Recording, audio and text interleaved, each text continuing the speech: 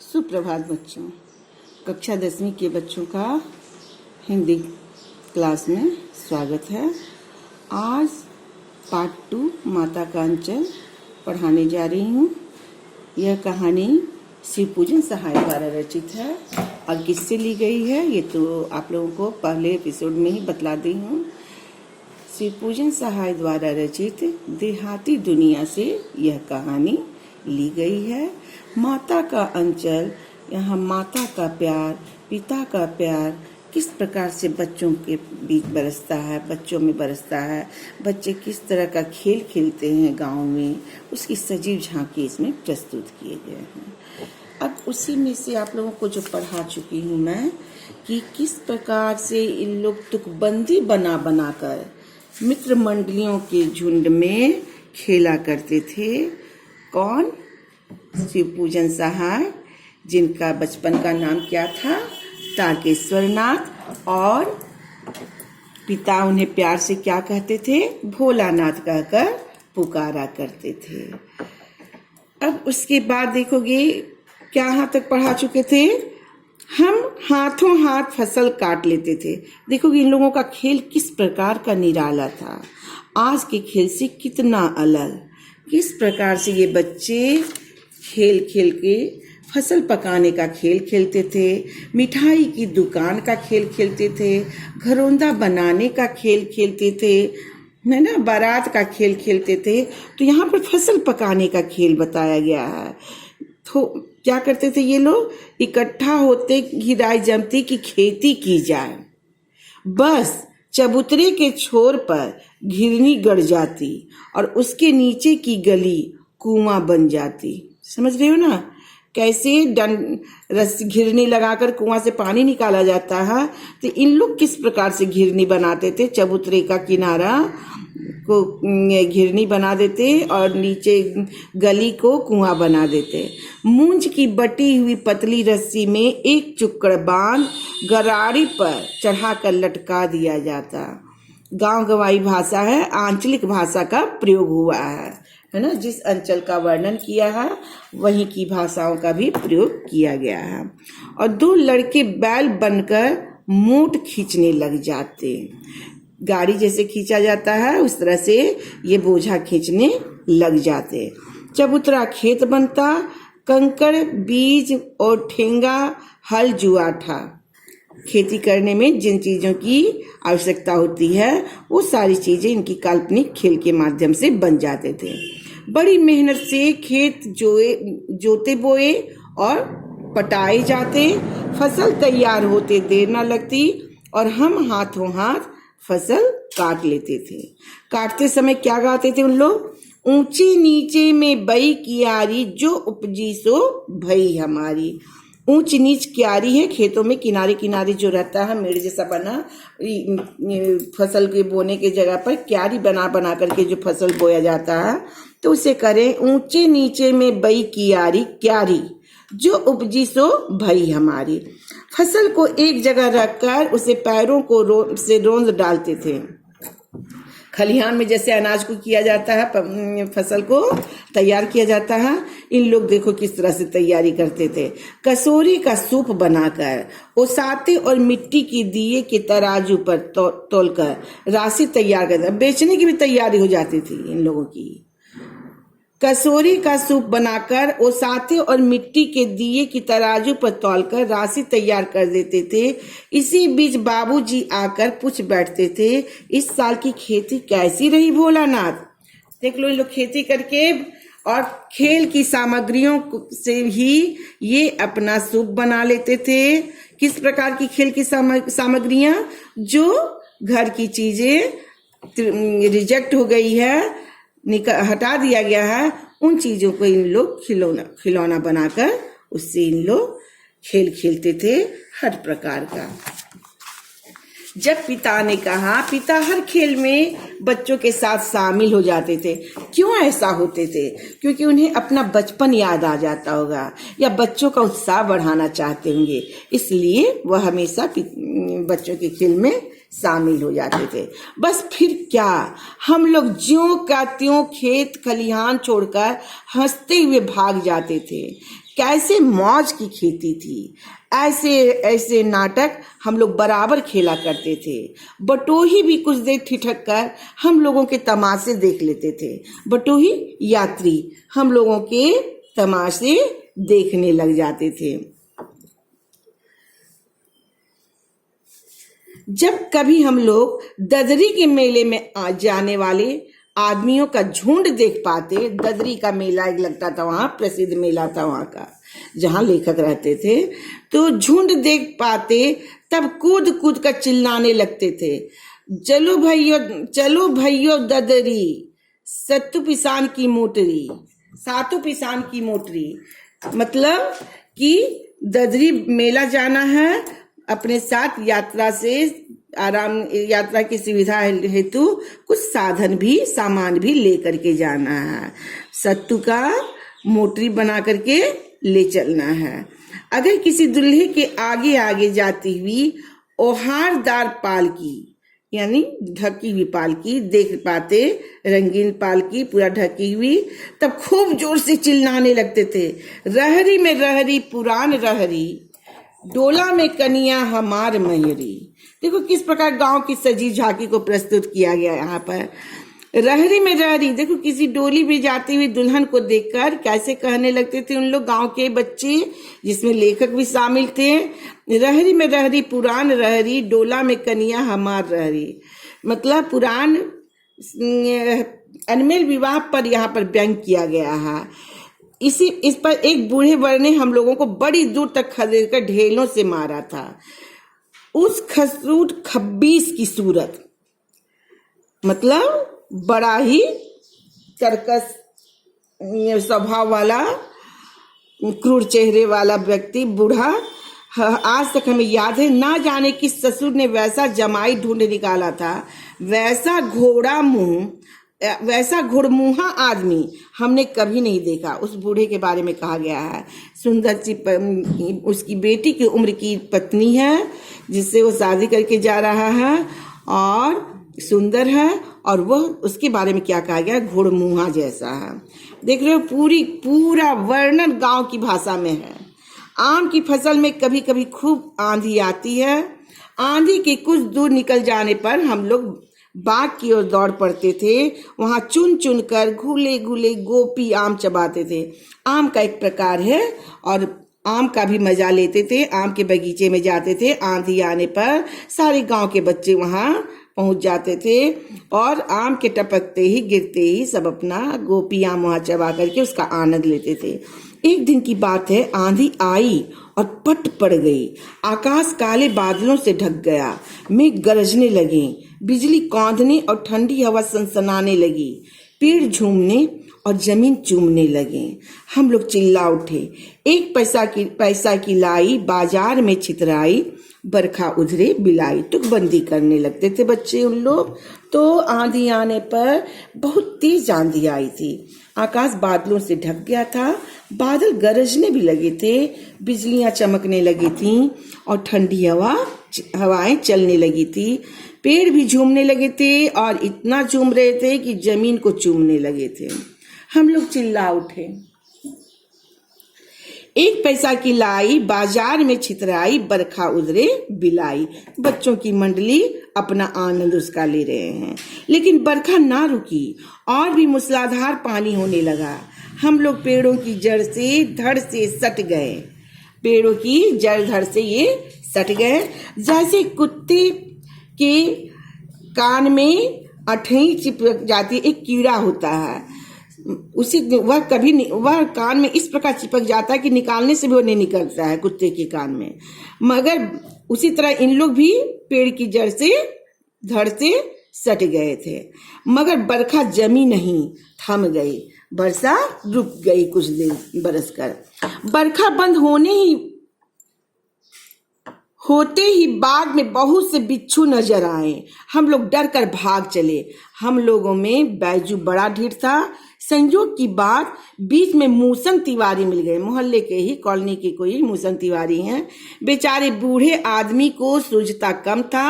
बैजू उनको चिढ़ाकर बोला, बैजू थोड़ा बड़ा था, उसने चिढ़ाकर क्या बोला, बुढ़वा बेईमान मांगे करेला का चोखा।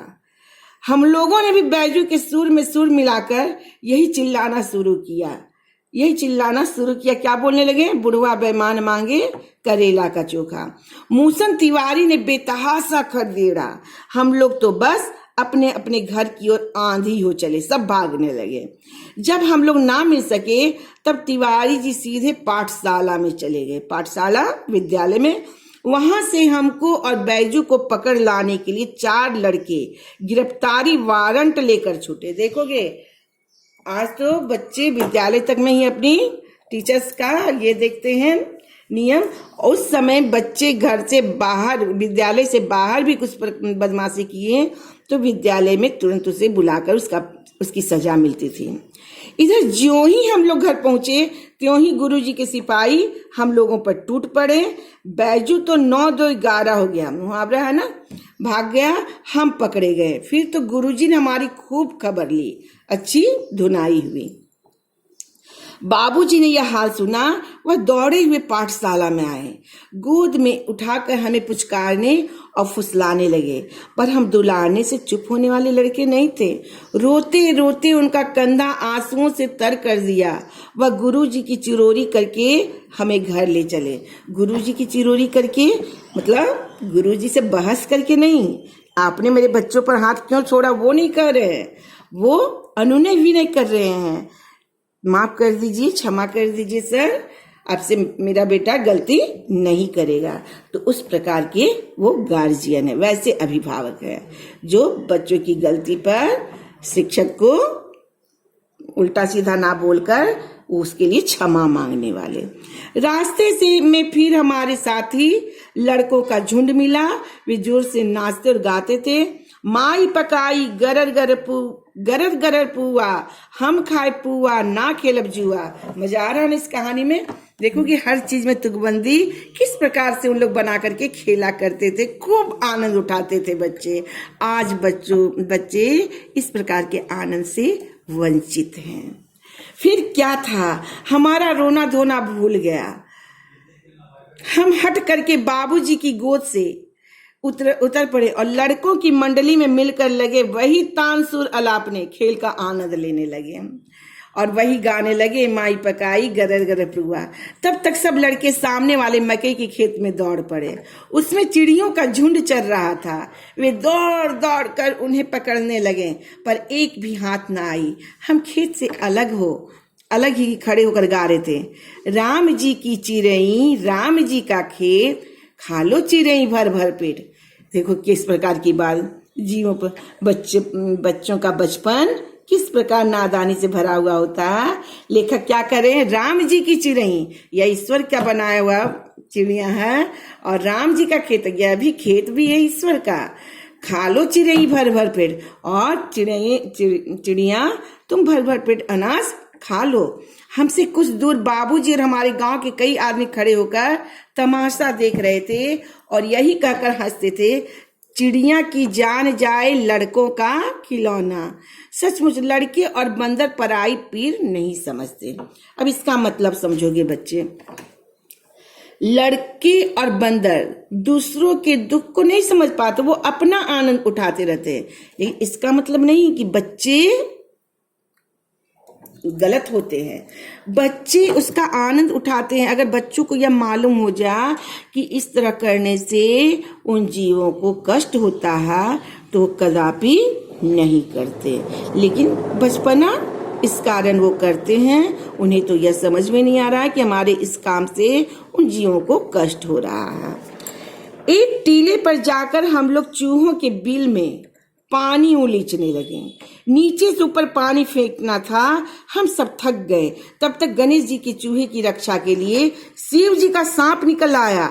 रोते चिल्लाते हम लोग बेतहाशा भाग चले। समझे, चूहा ना निकल करके क्या निकल गया, सांप निकल गया। तो इन लोग भाग गए। कोई औंधा गिरा, कोई अंटा चिट, किसी का सिर फूटा, किसी के दांत टूटे, सभी गिरते पड़ते भागे। हमारी सारी देह लहूलुहान हो गई। क्या चीज के चलते, क्या देखकर, सांप को देखकर बिल में लोग पानी दे रहे थे चूहा को परेशान करने के लिए, उससे क्या निकल गया? सांप। और सांप को देखते बच्चे बेतहाशा दौड़ गए। पैरों के तलवे कांटों से छलनी हो गए, सब इस तरह से दौड़े, किसी को कुछ भी रास्ते में क्या है उसका ध्यान नहीं रहा। हम एक सुर से दौड़े हुए आए और घर में घुस गए। उस समय बाबूजी बैठक के ओसारे में बैठकर हुक्का गुड़गुड़ा रहे थे। गांव का यह दृश्य है। हुक्का पी करके लोग, गर्मी कुछ लोगों की आदत होती है हुक्का, जैसे चाय पीते हैं ना उसी तरह हुक्का भी पीने की आदत होती है, हुक्का गुड़गुड़ाने की। उन्होंने हमें बहुत पुकारा, पर उनकी अनसुनी करके हम दौड़ते हुए मैया के पास ही चले आए, माँ के पास ही चले आए, जबकि पिताजी से के ही रहना होता था। नहाना, खाना, सोना, पीना, घूमना सब पिताजी के पास। माँ से सिर्फ दूध पीने तक का नाता था। लेकिन देखो, इस डर में भर के समय पिताजी सामने थे, लेकिन पिताजी की गोद में नहीं जाते। पिताजी पुकारते रहते, फिर भी पिता की गोद में नहीं जाते हैं। और कहाँ जाते हैं? शरण लेते हैं, माँ की गोद में लेते हैं। मैया चावल अमनिया कर रही थी, चावल सफाई कर रही थी। हम उसी के आंचल में छिप गए। हमें चावल चुन रही थी मैया, चावल अमनिया कर रही थी, हम उसी के आंचल में छिप गए। हमें डर से कांपते देखकर वह जोर से रो पड़ी। माँ का दिल भी बड़ा भोला होता है। बच्चों को दुख देख करके, बच्चों को दुखी देखकर वह अपने बस में नहीं रह पाती हैं, वह भी रोने लगती हैं और सब काम छोड़ बैठती हैं। अधीर होकर हमारे भय का कारण पूछने लगी और घबराकर बेटा से, लेखक से उसके डर का कारण पूछने लगी। कभी हमें अंग भर कर दबाती, पूरा गोद में ले लेती है बेटा को, लेखक को, और कभी हमारे अंगों को अपने आंचल से पोंछकर हमें चूम लेती। बड़े संकट में पड़ गई। झटपट हल्दी पीसकर हमारे घावों पर थोपी गई। जो दौड़े हुए आए बेतहाशा, तो रास्ते में तलुआ में क्या क्या गड़ा, तो उस पर हल्दी पीस करके, यह एक प्रकार का आयुर्वेदिक दवा है, घरेलू औषधि है। घर में कोहराम मच गया। घर में काफी हंगामा होने लगा। हम केवल धीमे सुर में माँ माँ माँ कहते हुए मैया के आंचल में लुके चले जाते थे, छिपते चले जाते थे। सारा शरीर थर थर कांप रहा था, रोंगटे खड़े हो गए थे। हम आंखें खोलना चाहते थे, पर वे खुलती ना थीं। हमारे कांपते हुए होठों को मैया बार बार निहार कर रोती और बड़े लाड से हमें गले लगा लेती थी। माँ भी रोने लगी थी। इसी समय बाबूजी दौड़े आए, आकर झट हमें मैया की गोद से अपनी गोद में लेने लगे, पर हमने मैया के आंचल की प्रेम और शांति के चंदोवे की छाया ना छोड़ी। समझे, माँ का आंचल किस प्रकार का शांति और प्रेम का सामियाना होता है, चंदोवे का सामियाना होता है, उसे ना छोड़ा। कहानी यही समाप्त है। तो देखोगे माँ के आंचल को क्या क्या कहा जाता है। इसके पहले ये बहुत सारी पंक्तियां नहीं दी गई हैं, हम लोग जब पढ़े थे उसमें था, हम तो माता के अंचल में, माता के अंचल, माता के गोद में, हम तो माता के अंचल में, करुणा के क्रोड़ में, देखोगे एकदम अलंकारिक रूप से, ममता की ममजूसा में,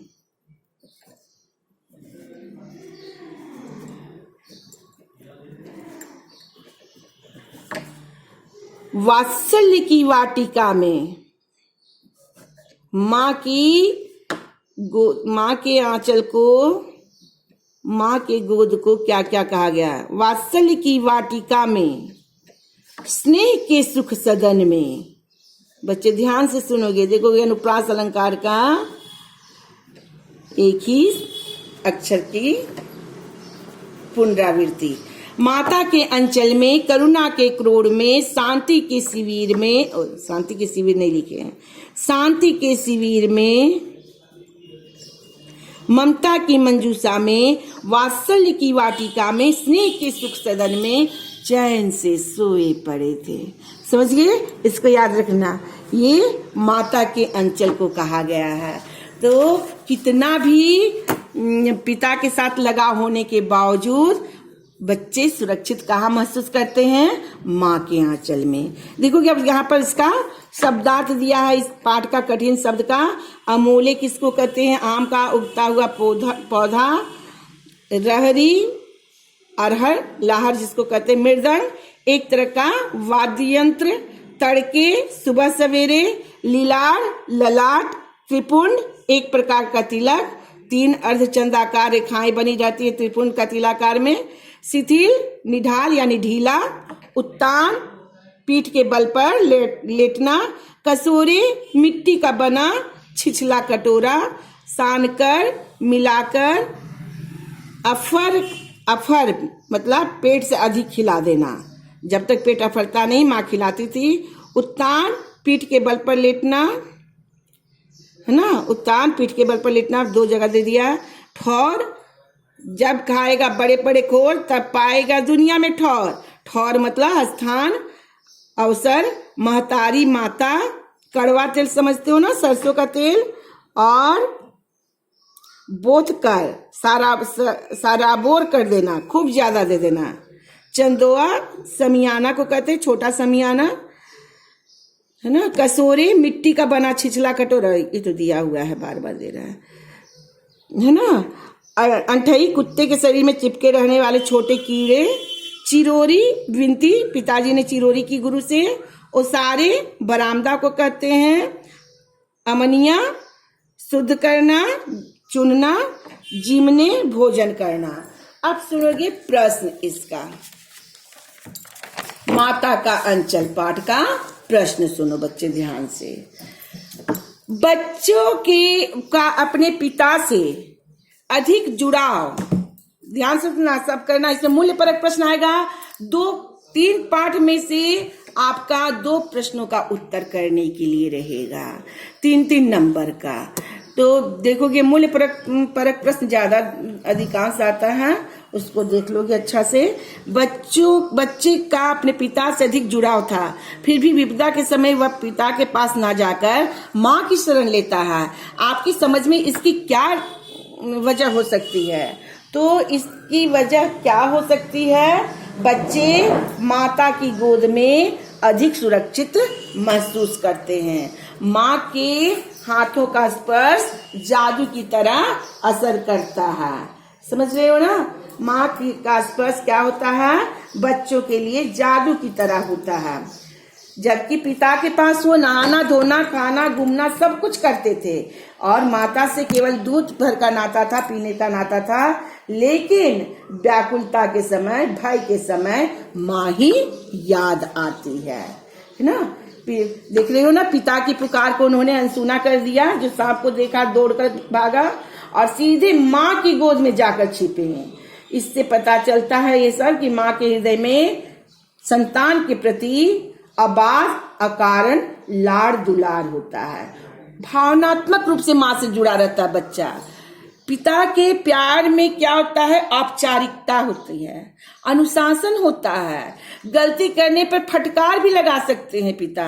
लेकिन माँ का प्यार बड़ा अंधा प्यार होता है। वह बच्चों में ही खाली खूबियां देखती हैं। किसी और ने गलत किया होगा, मेरे बच्चे के साथ ऐसा क्यों हुआ, इस तरह का कहने लगते हैं। ठीक है, तो यह हुआ पहले प्रश्न का उत्तर। आपके विचार से भोलानाथ अपने साथियों को देखकर सिसकना क्यों भूल जाता था? तो खेल का आनंद, खेल की खुशी के कारण भोलानाथ अपने साथियों को देखकर सिसकना भूल जाता था। ऐसे भी कहा जाता है बच्चों का गुस्सा क्षणिक होता है, बच्चों का रूठना क्षणिक होता है। और जैसे ही अपनी मंडली को देखें तो खेल में शामिल होने, उस खुशी को मनाने में वह सारे दुखों को भूल जाता है। आपने देखा होगा कि भोलानाथ और उसके साथी जब तब खेलते खाते समय किसी न किसी प्रकार की तुकबंदी करते हैं। आपको यदि अपनी खेलों से आदि से जुड़ी तुकबंदी याद हो तो लिखिए। देख रहे हो ना, रहरी में रहरी, पुरान रहरी, डोली में बैठल हमार महरी, माई पकाई गरर गरर पुआ, हम खाए फुआ ना खेलब जुआ, उसी तरह राम जी की चिड़ी, राम जी के मतलब इसमें तुकबंदी मिला हुआ है। तो तुम लोग भी अपने खेलों में कुछ इस प्रकार की तुकबंदी किए हो तो उसको लिखना है। कुछ लोग जैसे करता है जय कन्हैया लाल की, मदन गोपाल की, हाथी घोड़ा पाल की। फिर उसी तरह एक तो देखोगे मुझसे शादी करोगी कि कौन पिक्चर में था कि बिल्ली तेरी नानी, ये तुम्हारा नाना, आम का अचार तो आजा मेरे यार। तो उस प्रकार तुम लोग भी कुछ खेल खेलो, उस तुकबंदी को मिला करके यहाँ आंसर लिखना है। भोलानाथ और उसके साथियों के खेल और खेलने की सामग्री आपके खेल और खेल की सामग्री से किस प्रकार भिन्न है? बिल्कुल भिन्न है ना। आज मोबाइल, वीडियो, कंप्यूटर से लोग खेल रहे हैं और घर के अंदर ही समझ लो ना सिमट गए हैं। पहले का खेल कैसा था? झुंड में, मैदान में। हाँ, कुछ खेल है अपने यहाँ जैसे क्रिकेट का खेल, वो मैदान में खेलते हैं, नहीं तो हर खेल क्या है एकदम अपने में सिमट कर लोग खेल रहे हैं। और भोलानाथ और उसके साथियों के खेल बिल्कुल गांव का जीवंत रूप देखने को मिलता है। झुंड में खेलना, टूटे फूटे बर्तन, मिट्टी धूल वगैरह से खेल खेलते थे। बारात का खेल कैसे खेल रहे हैं, खेती पर सिंचाई का खेल कैसे खेल रहे हैं, घरौंदा बनाने का, बालू का खेल कैसे खेल रहे हैं। तो इस प्रकार से मिठाई के लिए कैसे पैसे कागज से ही काट करके फाड़ करके कैसे पैसे बना रहे हैं। तो इस प्रकार बच्चों के खेल उस समय के जो थे वो बड़ा ही आनंददायक थे और इससे शारीरिक मानसिक विकास होता था। आज भी बच्चे खेलते हैं लेकिन उनके खेल में झुंड नहीं है, मित्र नहीं है, बिल्कुल अकेले में सिमट कर वैज्ञानिक उपकरणों का प्रयोग कर रहे हैं, है ना। ऐसा खेल खेलते हैं। तो इस प्रकार से इस पाठ का सारा प्रश्नोत्तर हो गया। और भी बहुत सारे प्रश्न अपना आ सकता है, जैसे शहरी जीवन के दिखावे में शहरी जीवन के दिखाने बच्चों से उनका बचपन छीन लिया कैसे। तो देखो इसमें वो सारे प्रश्नों का उत्तर भी अपना तुम लोग बनाओगे। सभ्यता, शिष्टाचार, शिक्षा के बोझ ने बच्चों से बचपन की मस्ती, आजादी सब छीन ली है। माता पिता की भी इच्छाएं लदी रहती हैं बच्चों पर और माता पिता बच्चों से बड़ी बड़ी अपेक्षाएं रखते हैं और इसी अपेक्षाओं के बोझ के तले बच्चों का जीवन मशीनी हो गया है। उनके अंदर की बालक सुलभ चपलता, चंचलता समाप्त होती जा रही है। समझ रहे हो ना। तो इस पाठ में क्या क्या चीज दिखाया गया है? बच्चों के खेल को दिखाया गया है, माँ की ममता को दिखाया गया है, पिता के प्यार को दिखाया गया है और लोकगीत इत्यादि का सजीव वर्णन किया गया है। शहर की चकाचौंध का प्रभाव इस पर नहीं पड़ता है। यह पाठ देहाती दुनिया का छोटा रूप है, उसी से ली गई है। उसी से लिया गया है। यह कहानी ली गई है। ग्रामीण परिवेश का सजीव चित्रण इसमें हुआ। कृषि के पुराने तरीके थे, जीवन यापन का ढंग, खाना पीना, वस्त्र सभी पुराने तरीके। ग्रामीण परिवेश की सहजता और सरसता को पूरी लगन तथा आत्मीयता के साथ इस पाठ में प्रस्तुत किया गया है। लेकिन आज गांव में भी शहरीपन से अछूते नहीं है। पहले का जो रूप था वह बिल्कुल सहज रूप था। ग्रामीण लोग भोले भाले थे, धूर्त नहीं थे, लेकिन आज उनमें भी शहरी सभ्यता का प्रभाव पड़ गया है और आज गांव भी शहर का ही एक छोटा रूप ले लिया है। समझ रहे हो। तो माँ की ममता किस प्रकार की होती है। पिता के लगाव होने पर भी बच्चे माँ की गोद में सुरक्षित शांति दायक स्थान उसे लगती है। देखो, बूढ़े वर्ग को बच्चों द्वारा चिढ़ाए जाने में लेखक ने किस कुरीति पर व्यंग किया है? तो अनमेल विवाह पर व्यंग किया है। कितनी कम उम्र की, उनकी बेटी की उम्र की पत्नी है। लेखक के पिता द्वारा आटे की गोलियों को मछली को खिलाने में उनके किन मूल्यों का परिचय मिलता है कि आस्तिकता, धर्मनिष्ठता और सभी जीवों के प्रति दया भावना, ये सब बातों का परिचय मिलता है। तो बच्चे, इस पाठ का सारा प्रश्नोत्तर तुम लोग कंप्लीट कर लेना। पाठ उम्मीद है आप लोगों को पूरी तरह समझ में आ गया होगा और आनंद भी आया होगा। कितनी सजीव झांकी गांव की प्रस्तुत की गई है। बच्चों का बचपन कितना मजेदार होता है। बड़े भी उस आनंद में शामिल हो जाते हैं, उन्हें भी अपना बचपन याद आने लगता है। और बच्चों के उत्साह को बढ़ाने के लिए भी पिता उनके खेल में शामिल होते थे। खुद ढीला पड़ जाना, कुश्ती का खेल खेलने में बच्चों में क्या जगाना, उनके आत्मबल को बढ़ाना चाहते हैं। तो इस प्रकार से व्यक्तित्व के पूर्ण विकास में किस प्रकार माता पिता का हाथ रहता है, इस पाठ में दिखाया गया है। अब उम्मीद है तुम लोगों को पूरी तरह से समझ में आ गया है।